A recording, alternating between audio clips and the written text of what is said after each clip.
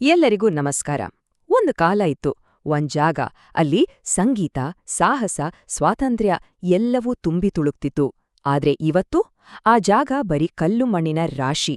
ಹೌದು, ನಾವ್ ಮಾತಾಡ್ತಿರೋದು ವಿಶ್ವ ಪಾರಂಪರಿಕ ತಾಣ ಹಂಪಿಯಲ್ಲಿದ್ದ ಒಂದು ಪ್ರವಾಸಿಗರ ಸ್ವರ್ಗದ ಬಗ್ಗೆ. ಒಂದೇ ಒಂದು ದಿನದಲ್ಲಿ ಅದೆಲ್ಲ ಹೇಗೆ ನಾಶವಾಯಿತು? ಬನ್ನಿ, ಹಂಪಿಯ ಹಿಪ್ಪಿ ಐಲ್ಯಾಂಡ್ನ ಪತನದ ಕಥೆಯನ್ನ ನೋಡೋಣ.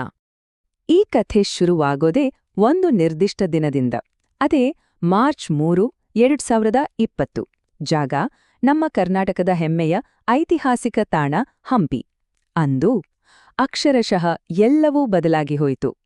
ಕಲ್ಪನೆ ಮಾಡ್ಕೊಳ್ಳಿ, ಆ ದಿನ ಬೆಳಿಗ್ಗೆ ಅಲ್ಲಿನ ಜನ ಎದ್ದಿದ್ದೇ ಜೆಸಿಬಿ ಬುಲ್ಡೋಸರ್ಗಳ ಭಯಾನಕ ಶಬ್ದಕ್ಕೆ ಇಡೀ ದ್ವೀಪವೇ ಗಡಗಡ ಅಂತ ನಡುಗ್ತಿತ್ತು. ಅಲ್ಲಿದ್ದ ವಿದೇಶಿ ಪ್ರವಾಸಿಗರು ಏನ್ ಮಾಡೋದು ಅಂತ ತೋಚದೆ ಸಿಕ್ಕಿದ್ದೆಲ್ಲ ಬ್ಯಾಗ್ಗೆ ತುಂಬ್ಕೋತಾ ಇದ್ರು. ಇನ್ನೊಂದ್ ಕಡೆ ಸುಮಾರು 20 ವರ್ಷಗಳಿಂದ ತಮ್ಮ ಜೀವನವನ್ನೇ ಕಟ್ಕೊಂಡಿದ್ದ ಸ್ಥಳೀಯರು ಅಸಹಾಯಕರಾಗಿ ಕಣ್ಣೀರ್ ಹಾಕ್ತಾ ಇದ್ರು. ಯಾಕಂದ್ರೆ ಅವರ ಮನೆ, ಅವರ ಬದುಕು ಎಲ್ಲವೂ ಕಣ್ಣು ಮುಂದೆನೇ ನೆಲಸಮ ಆಗ್ತಿತ್ತು. ಕೆಲವೇ ಗಂಟೆಗಳಲ್ಲಿ 20ಕ್ಕೂ ಹೆಚ್ಚು ರೆಸಾರ್ಟ್ಗಳು ವೆರು ನೆನಪಷ್ಟೇ. ಹಾಗಾದ್ರೆ ಯಾಕ್ ಹೀಗಾಯ್ತು? ಹೀಗೆ ಧ್ವಂಸವಾದ ಆ ಜಾಗ ಅಸ್ಲಿಗೆ ಹೇಗಿತ್ತು? ಅದನ್ನ ಯಾಕೆ ಕಳೆದುಹೋದ ಸ್ವರ್ಗ ಅಂತಿದ್ರು?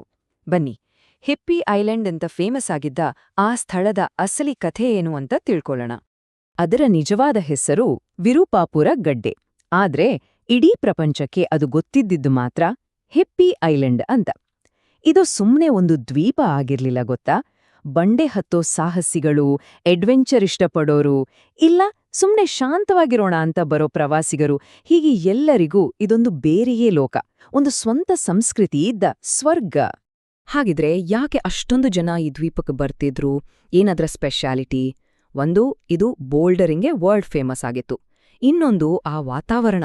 ಹಚ್ಚ ಹಸಿರು ಭತ್ತದ ಗದ್ದೆ, ಅದರ ಮಧ್ಯೆ ರೆಸಾರ್ಟ್ಗಳು, ಅದೊಂದು ಅದ್ಭುತ ಅನುಭವ. ಇಷ್ಟೇ ಅಲ್ಲ, ಸುಮಾರು 20 ವರ್ಷಗಳಿಂದ ಅಲ್ಲೊಂದು ಕಮ್ಯುನಿಟಿನೇ ಬೆಳೆದಿತ್ತು. ಸದಾ ಸಂಗೀತ, ಮಾತುಕತೆ, ಒಂಥರ ಹಬ್ಬದ ವಾತಾವರಣ. ಆ ಜಾಗದಲ್ಲಿ ಜೀವಂತಿಕೆ ತುಂಬಿ ತುಳುಕ್ತಿತ್ತು. ಹಾಗಾದ್ರೆ ಇಂಥ ಒಂದು ಜಾಗವನ್ನ ಯಾಕೆ ನೆಲಸಮ ಮಾಡ್ಬೇಕಾಯ್ತು? ಇದ್ರ ಹಿಂದೆ ಒಂದು ದಶಕದಷ್ಟು ಹಳೆಯ ಕಾನೂನು ಹೋರಾಟದ ಕಥೆಯಿದೆ. ಇದು ಒಂದು ಕಡೆ ಪಾರಂಪರ್ಯ ಸಂರಕ್ಷಣೆ, ಇನ್ನೊಂದು ಕಡೆ ಜನರ ಬದುಕು, ಈ ಎರಡರ ನಡುವಿನ ದೊಡ್ಡ ಸಂಘರ್ಷ. ನೋಡಿ, ಈ ಹೋರಾಟ ಶುರುವಾಗಿದ್ದು 2011ರಲ್ಲಿ. ಸುಮಾರು 10 ವರ್ಷ ಕಾನೂನು ಹೋರಾಟ ನಡೀತಾನೇ ಇತ್ತು. ಆದ್ರೆ ಇದ್ರ ಅಂತ್ಯ ಮಾತ್ರ ತುಂಬಾನೇ ಫಾಸ್ಟಾಗಾಯ್ತು. ಫೆಬ್ರವರಿ 11, 2020ಕ್ಕೆ ಸುಪ್ರೀಂ ಕೋರ್ಟ್ ಫೈನಲ್ ತೀರ್ಪು ಕೊಡ್ತು. ಅದಾದ್ಮೇಲೆ ಜಸ್ಟ್ 20 ದಿನಗಳ ಗ್ಯಾಪ್, ಮಾರ್ಚ್ 3ಕ್ಕೆ ಬುಲ್ಡೋಸರ್ಗಳು ದ್ವೀಪದ ಒಳಗೆ ಬಂದೇ ಬಿಟ್ಟವು. ಈ ಸಂಘರ್ಷದಲ್ಲಿ ಎರಡು ಕಡೆಯ ವಾದಗಳು ಬಲವಾಗೇ ಇದ್ವು. ಸರ್ಕಾರದ ವಾದ ಏನಪ್ಪಾ ಅಂದ್ರೆ, ಇದು UNESCO world heritage core zone, ಅಂದ್ರೆ ಅತಿ ಸಂರಕ್ಷಿತ ಪ್ರದೇಶ. ಇದು ಕೃಷಿ ಭೂಮಿ, ಇಲ್ಲಿ ಯಾವುದೇ ಕಮರ್ಷಿಯಲ್ ಕಟ್ಟಡ ಕಟ್ಟೋದು ಕಾನೂನು ಬಾಹಿರ ಅಂತ. ಆದ್ರೆ ಸ್ಥಳೀಯ ಮಾಲೀಕರ ವಾದನೇ ಬೇರೆ ಇತ್ತು.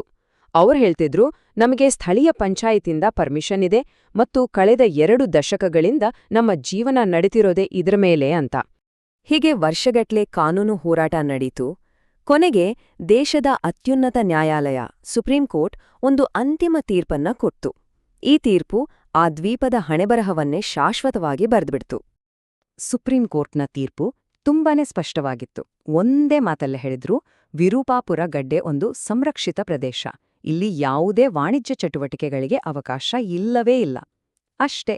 ಆ ಒಂದೇ ಒಂದು ವಾಕ್ಯ 10 ವರ್ಷದ ಹೋರಾಟಕ್ಕೆ ಫುಲ್ ಸ್ಟಾಪ್ ಇಟ್ಬಿಡ್ತು. ಇದರ ಮೇಲೆ ಅಪೀಲ್ ಮಾಡೋಕೆ ಚಾನ್ಸೇ ಇರ್ಲಿಲ್ಲ. ಇಷ್ಟೆಲ್ಲ ಆದ್ಮೇಲೆ ಈ ತೀರ್ಪನ್ನ ಜಾರಿಗೆ ತರೋಕೆ ಕೋರ್ಟ್ ಕೊಟ್ಟ ಟೈಮ್ ಎಷ್ಟು ಗೊತ್ತಾ? ಕೇವಲ 1 ತಿಂಗಳು. ಹೌದು, ಕೇವಲ 30 ದಿನಗಳು. 20 ವರ್ಷಗಳಿಂದ ಕಟ್ಟಿದ ಬದುಕನ್ನ ಖಾಲಿ ಮಾಡೋಕೆ ಕೊಟ್ಟ ಸಮಯ ಅಷ್ಟೆ. ಸರಿ, ಡೆಮೋಲಿಷನ್ ಆಯಿತು. ಆದ್ರೆ ಆಮೇಲೆ ಏನಾಯಿತು? ಆ ಜಾಗ ಈಗ ಹೇಗಿದೆ? ಎಲ್ಲಕ್ಕಿಂತ ಮುಖ್ಯವಾಗಿ ಈ ಘಟನೆ ನಮಗೆಲ್ಲ ಕೊಡುವ ಎಚ್ಚರಿಕೆಯೇನು? ಬನ್ನಿ, ಈಗ ಅದನ್ನ ನೋಡೋಣ. ಒಂದು ಕಾಲದಲ್ಲಿ ಸದಾ ಸಂಗೀತ, ಮಾತು, ನಗುವಿನಿಂದ ಗಿಜಿಗುಡುತ್ತಿದ್ದ ಆ ದ್ವೀಪ ಈಗ ಸಂಪೂರ್ಣ ಸ್ತಬ್ಧವಾಗಿದೆ. ಮೌನ ಆವರಿಸಿದೆ. ಈಗ ಅಲ್ಲಿ ನೋಡಿದ್ರೆ ಸಿಗೋದು ಬರೀ ಕಲ್ಲು ಮಣ್ಣಿನ ಅವಶೇಷಗಳೋ ಅಷ್ಟೇ. ನಿಜ ಹೇಳ್ಬೇಕಂದ್ರ ಆ ಜಾಗದ ಮೊದಲಿನ ಚಿತ್ರಕ್ಕೂ ಈಗಿನ ಚಿತ್ರಕ್ಕೂ ಅಜಗಜಾಂತರ ವ್ಯತ್ಯಾಸ. ಹಾಗಾದ್ರೆ ಅಲ್ಲಿದ್ದ ಜನ ಏನಾದ್ರು? ಆ ಇಡೀ ಸಮುದಾಯವೇ ಅಲ್ಲಿಂದ ಜಾಗ ಖಾಲಿ ಮಾಡ್ಬೇಕಾಯ್ತು. ಹೆಚ್ಚಿನ ರೆಸಾರ್ಟ್ ಮಾಲೀಕರು ಹತ್ರದಲ್ಲೇ ಇರೋ ಸಾಣಾಪುರ, ಆನೆಗೊಂದಿ ಈ ಥರದ ಜಾಗಗಳಿಗೆ ಶಿಫ್ಟ್ ಆಗಿದ್ದಾರೆ. ಇವತ್ತು ವಿರೂಪಾಪುರ ಗಡ್ಡೆ ಅಂದ್ರೆ ಅದು ಬರೀ ವ್ಯವಸಾಯ ಮತ್ತು ಪುರಾತತ್ವ ಇಲಾಖೆಯ ಸಂರಕ್ಷಣೆಗಷ್ಟೇ ಸೀಮಿತವಾದ ಜಾಗ. ಸಹಜವಾಗಿಯೇ ಈ ಘಟನೆ ಸುತ್ತಮುತ್ತಲಿನ ಹಳ್ಳಿಗಳಲ್ಲಿ ಒಂದ್ರೀತಿ ಭಯ ಹುಟ್ಟಿಸಿದೆ. ಅಲ್ಲಿನ ಸ್ಥಳೀಯರು ಏನಂತಾರೆ ಗೊತ್ತಾ, ಈ ಹಂಪಿ ಪ್ರಾಧಿಕಾರ ಇದೇ ರೀತಿ ಮುಂದುವರೆದ್ರೆ ನಮ್ಮ ಹಳ್ಳಿಗಳು ಇದೇ ಲಿಸ್ಟಿಗೆ ಸೇರ್ಬಹುದು. ಇನ್ನೊಂದು ವಿರೂಪಾಪುರ ಗಡ್ಡೆ ಆಗೋದ್ನ ತಡಿಬೇಕಂದ್ರೆ ನಾವೆಲ್ಲ ಈಗಲೇ ಒಟ್ಟಾಗಿ ಹೋರಾಡ್ಬೇಕು, ಗೋ ಬ್ಯಾಕ್ ಪ್ರಾಧಿಕಾರ ಅಂತ. ಇದು ಅಲ್ಲಿನ ಜನರ ಆತಂಕ ಮತ್ತು ಆಕ್ರೋಶಕ್ಕೆ ಹಿಡಿದ ಕನ್ನಡಿ. ಕೊನೆಗೆ ಈ ಹಿಪ್ಪಿ ಐಲೆಂಡ್ನ ಕಥೆ ನಮ್ಮೆಲ್ಲರ ಮುಂದೆಯೂ ಒಂದು ದೊಡ್ಡ ಪ್ರಶ್ನೆಯನ್ನ ಇಟ್ಟು ಹೋಗಿದೆ. ಒಂದು ಕಡೆ ನಮ್ಮ ಅಮೂಲ್ಯವಾದ ಪರಂಪರೆಯನ್ನ ಕಾಪಾಡೋದು ತುಂಬಾನೇ ಮುಖ್ಯ. ಮತ್ತೊಂದು ಕಡೆ ಅದೇ ಪರಂಪರೆಯ ಸುತ್ತ ತಮ್ಮ ಬದುಕನ್ನೇ ಕಟ್ಟಿಕೊಂಡ ಜನರ ಜೀವನ. ಈ ಎರಡನ್ನೂ ಬ್ಯಾಲೆನ್ಸ್ ಮಾಡೋದು ಹೇಗೆ? ಇದು ಕೇವಲ ಹಂಪಿಗೆ ಸೀಮಿತವಾದ ಸವಾಲಲ್ಲ ಅಲ್ವಾ? ಇದು ನಮ್ಮೆಲ್ಲರೂ ಯೋಚಿಸ್ಬೇಕಾದ ವಿಷಯ.